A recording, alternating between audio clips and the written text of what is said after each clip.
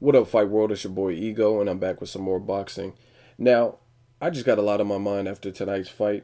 Um, I enjoyed it. Some people didn't enjoy it. Some people in the crowd were booing. But just like Rigondeaux gave Nonito Donaire a boxing lesson, I'm gonna give you guys a boxing lesson, or some of you. Some of you guys already know this. So props to the people that really respect boxing as a sport and entity, and really know what they're watching. Um, as you guys can tell, if you go to my channel, I was actually thinking Donaire was going to win this fight. And watch the video, I'll explain my reasonings and why. But that wasn't the case. Rigondeaux, I told you guys he looked sharp in the camp, the video that I had seen.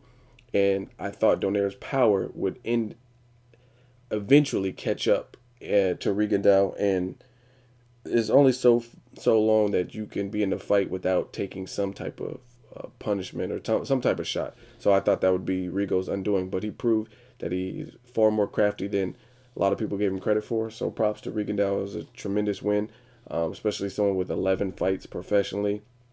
This was his 12th fight. He did his thing. So the thing that's irritating is some of y'all say the dumbest shit on earth. Like I really don't understand it. Instead of giving the man his props, whether you thought he would win or lose or whoever you're rooting for, if you're Filipino, Mexican, black, Chinese, white, it doesn't matter.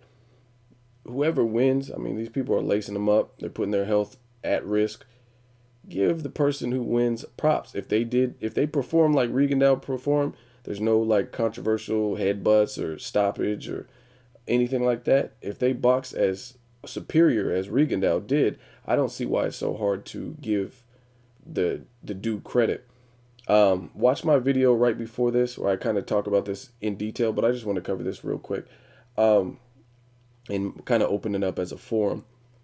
I've said most of what I had to say in the last video, but on this video, my question is to the people who are saying that Rigondeaux ran in this fight.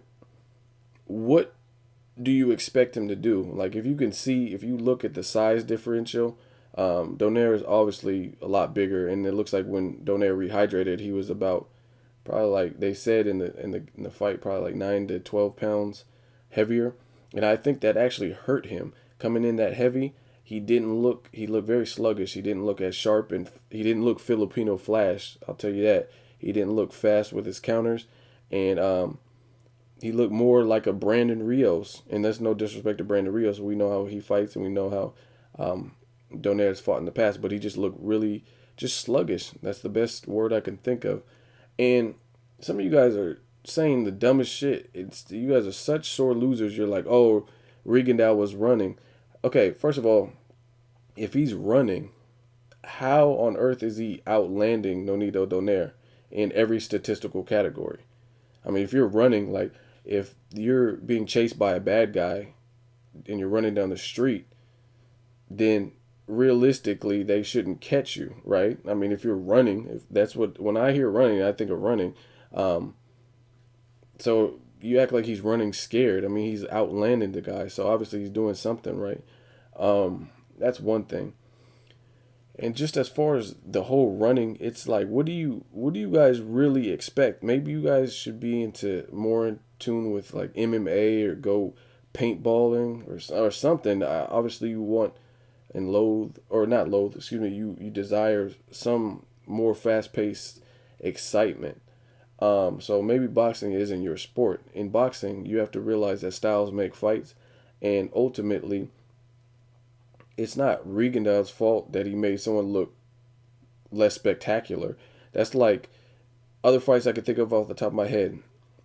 Watch Crawford versus Bradis Prescott, and it just came on recently. Go see if you can find it on YouTube. Crawford made Prescott look pretty bad. We know Prescott is a skilled fighter at 140. He stepped up in weight, Crawford did, and he schooled Bradis Prescott.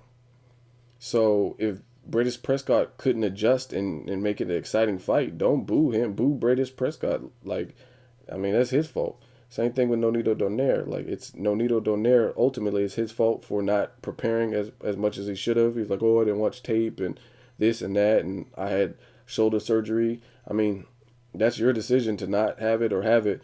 Floyd Mayweather had problems with his rotator cuff in his shoulder. in Castillo and had a tough fight against Castillo in the first fight, and he heard a lot of controversy on his win in that particular fight, and he had immediate shoulder surgery, and then he rematched Castillo later that year. So I mean, you can't really use any excuses in the fight game. It's the hurt business. So you got to take care of your body. You got to train properly. You got to review tape. Whatever you got to do to win. Um, so that's just my stance really. There's really no excuses you can say for why this happened and it didn't happen. And people that say like Sergio Martinez, he was running for Chavez Jr. You just sound stupid. You sound like sore losers at this. At the end of the day, why would Sergio Martinez, who's a small middleweight, stand in front of Chavez Jr. and let him tee off on him, knowing Chavez Jr. weighs upwards of 180, 185 pounds after rehydration? Like, that sounds fucking stupid. That's like if you guys were camping and you see a bear, and like you're by a campfire making s'mores, and you see a bear, and the bear comes up and it's going to attack you. Are you going to go toe to toe with the bear and really try to fight for your life, or are you going to do what you have to do to get away from that bear? And realistically, some of you guys, I think you just think more with your heart than you do with any common sense or any boxing knowledge. Because again, if you're camping and you see, like, you're going to do what you have to do to defeat the bear. You're not going to just like, let me stand in front of him and not try to move. I'm just going to fight the bear toes, like heads up, to please everybody and get knocked out or get clawed the fuck up by the bear. So I never understood that. Richard Abreu versus Brandon Rio, Sergio Martinez versus Chavez, Terrence Crawford versus Bradis Prescott.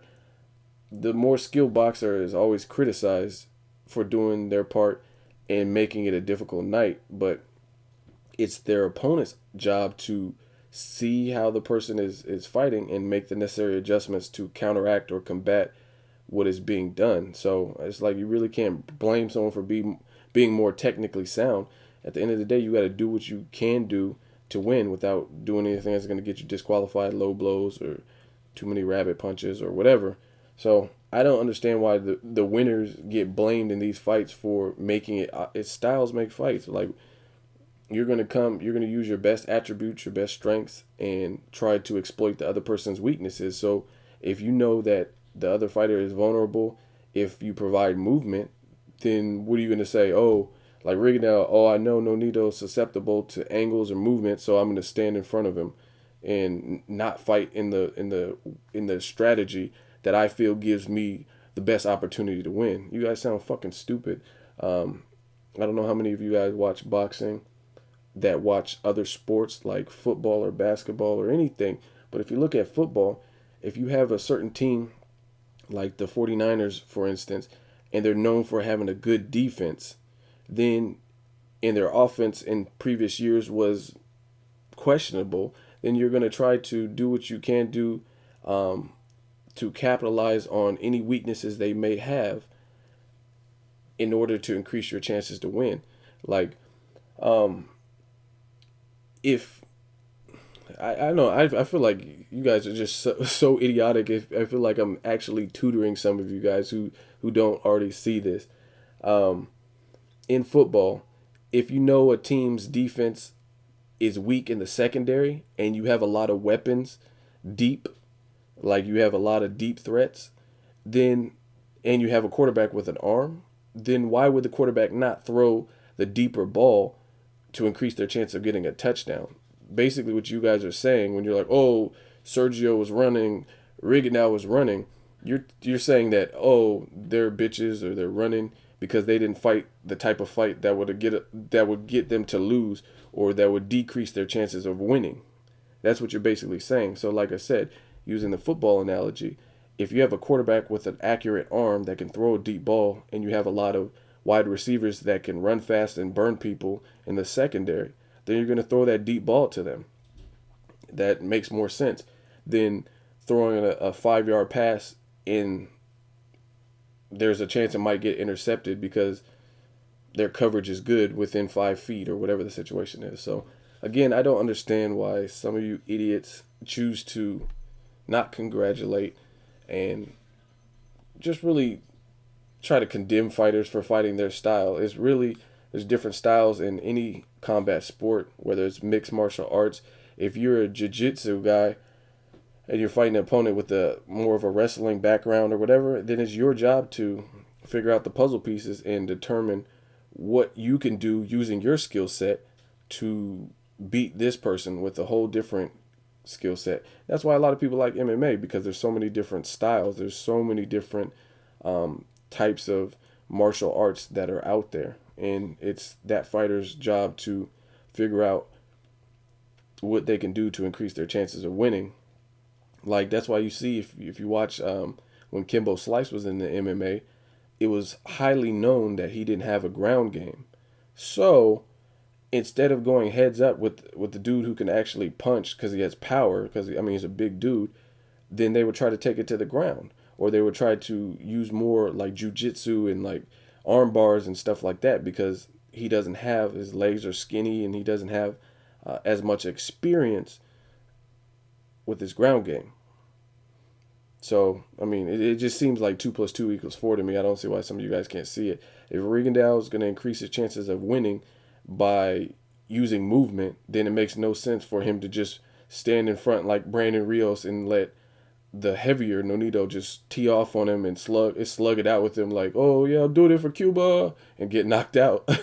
So that's my thoughts. What do you guys think on this subject matter? Was Rigondeaux running? Was he not running? Do you think he convincingly beat Nonito down there? Please leave a comment. As always, hate, comment, or subscribe. Until next video, it's Ego signing off.